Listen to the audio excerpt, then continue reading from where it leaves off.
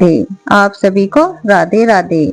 आइए हम सभी सुनते हैं श्री गणपति जी और माता लक्ष्मी जी की कहानियां। सभी को राधे राधे। गणपति जी महाराज की जय। एक अंधी बुढ़िया थी, उसका एक लड़का था, वह बड़े गरीब थे। बुढ़िया प्रतिदिन गणपति जी की पूजा किया करती थी। गणपति जी साक्षात प्रकट होकर बोलते, बुढ़िया क्या चाहिए मांग ले। बुढ़िया कहती, मुझे मांगना नहीं आता, कैसे मांगू। तब गणपति जी बोले कि अपने बहू बेटे से पूछो। तब बुढ़िया ने अपने पुत्र और बहू से पूछा तो पुत्र बोला धन मांग ले और बहू ने कहा नाती मांग ले। तब बुढ़िया ने सोचा यह तो अपने मतलब की बात कर रहे हैं, अतः उसने पड़ोसियों से पूछा तो उन्होंने कहा तेरी थोड़ी सी जिंदगी है, तुझे और क्या चाहिए। तू नेत्र मांग ले ताकि जिंदगी सुख से व्यतीत कर सके। घर में जाकर उसने सबकी बातों पर विचार किया और सोचा जिसमें सबका भला हो वो मांग लेती हूँ। जब दूसरे दिन गणपति जी आए और बोले, बोल बुढ़िया क्या चाहिए, जो मांगेगी वही मिलेगा।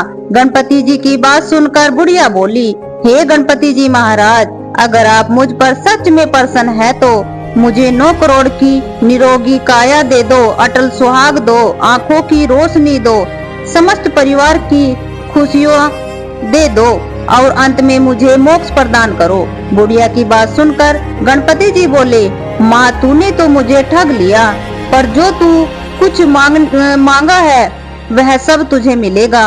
यह कहकर गणपति जी अंतर्ध्यान हो गए। हे गणपति जी महाराज जी, जैसे आपने बुढ़िया माँ की मांगे पूरी की, उनको सब कुछ दिया, वैसे ही सबको देना और हमें भी देना और हम सभी पर अपनी कृपा दृष्टि बनाए रखना। जय श्री गणपति जी महाराज की जय। माँ लक्ष्मी। एक दिन सोनकदिक ऋषियों ने सत्य कुमार से प्रश्न पूछा, हे भगवान, दिवाली के अवसर पर श्री लक्ष्मी जी के साथ साथ अन्य देवी देवताओं का पूजन क्यों किया जाता है, जबकि दिवाली का त्योहार विशेषतः लक्ष्मी जी का पूजन है। ऋषियों के प्रश्न का उत्तर देते हुए वे बोले, हे ऋषियों, जब दैत्यराज बलि ने भुजाओं के बल से सभी देवताओं को बांध लिया था तो कार्तिक अमावस्या के दिन स्वयं विष्णु भगवान ने वामन का रूप धारण कर उसे बंदी बना लिया और सभी बंदी बनाए देवताओं को कारागार से मुक्त कर दिया। मुक्त होकर सभी मुख्य देवों ने क्षीर सागर में लक्ष्मी सहित विश्राम किया। यही कारण है कि दिवाली के दिन लक्ष्मी पूजन के साथ साथ देवताओं के पूजन तथा शयन का भी प्रबंध करना चाहिए। ऐसा करने से लक्ष्मी अन्य देवताओं के साथ वहीं ठहरेगी। एक बिस्तर लगाकर उस पर कमल पुष्प सैया बिछाएं, क्योंकि लक्ष्मी जी कमल में निवास करती हैं। हे ऋषियों, इसी तरह विधि पूर्वक देवताओं व भगवती लक्ष्मी के पूजन से वो स्थायी रहती हैं। इनके भोग के लिए गाय का खोआ मावा बना, उसमें मिश्री, लौंग, कपूर एवं इलायची आदि मिलाकर मोदक लड्डू बनाने चाहिए। ऋषियों ने पुनः प्रश्न किया, राजा बलि ने लक्ष्मी जी या देवताओं को अपने वश में कर लिया तो लक्ष्मी जी ने उनका त्याग क्यों किया। भगवान बोले, जब देवताओं के स्वामी इंद्र से डरकर राजा बलि कहीं छिप गए तो इंद्र ने उसे ढूंढना चाहा। तब इंद्र ने देखा कि बलि एक खाली घर में गधे का रूप बनाकर समय व्यतीत कर रहा है। इंद्र के वहां आने पर बलि से उसकी बात हुई। बलि को समय का महत्व समझाया।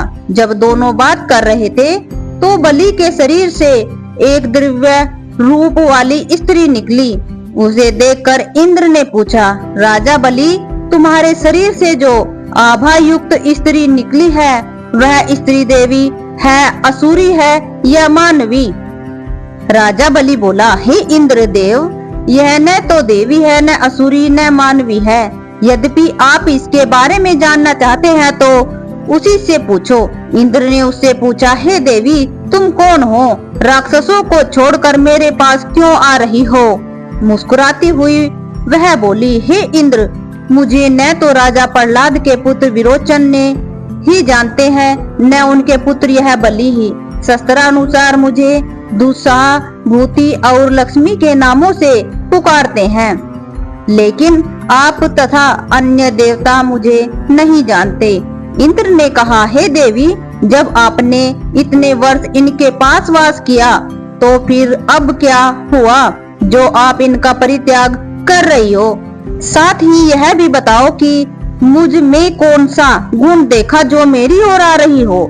लक्ष्मी जी ने उत्तर दिया, हे आर्य, मैं जहाँ रह रही हूँ मुझे वहाँ से कोई दाता विधाता नहीं हटा सकता, क्योंकि मैं सदा समय के प्रभाव से एक को छोड़ दूसरे के पास आती जाती रहती हूँ। इसलिए बलि का अनादर न करो, इसे आदर देकर इसका सम्मान करो।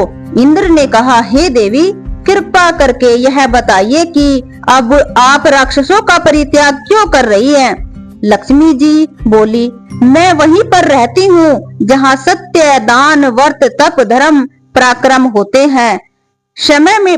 समय के प्रभाव से असुरों में यह नहीं है। पहले समय में यह सत्यवादी, जितेंद्रिय तथा ब्राह्मणों का सम्मान करते थे, परंतु अब ये इनसे ईर्ष्या करने लगे हैं। झूठ बोलना, भक्ष्य भोजन करना, धर्म की मर्यादा तोड़ना, तरह तरह से मनमाने आचरण करना। पहले ये व्रत एवं तप करते थे, हर रोज सूर्योदय से पहले जागते थे और समय पर सो जाते थे, परंतु अब ये देर से जागते तथा आधी रात के बाद सोते हैं। दिन में ये सोते नहीं थे, दुखियों, अनाथों, वृद्धों, रोगियों को सताते नहीं थे, उनकी हर प्रकार से सहायता करते थे। पहले यह गुरुओं की आज्ञा मानते तथा सारे काम समय पर करते थे। अच्छा सात्विक भोजन बनाकर दूसरों को खिलाने के बाद अपने आप खाते थे। सभी प्राणियों को सम्मान समझते थे। उत्साह, निरंकार, सत्य, क्षमा, दया, दान, तप एवं वाणी में सरलता आदि सारे गुण इनमें थे। मित्रों से प्यार भरा व्यवहार करते थे, परंतु अब इनमें क्रोध बढ़ गया है। साथ ही आलस्य, निद्रा, असंतोष,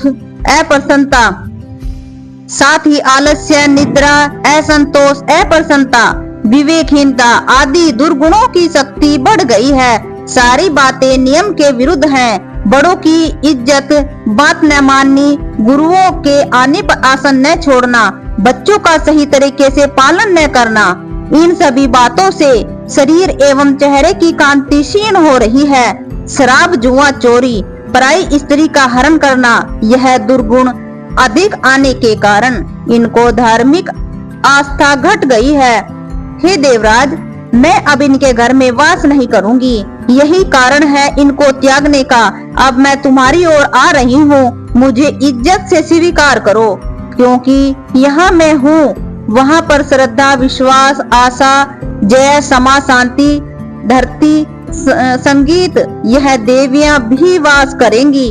अब सारे देवताओं के मन में धार्मिक भावना बढ़ गई। यह सुनकर इंद्र ने शक्ति रूपी लक्ष्मी का हार्दिक स्वागत किया।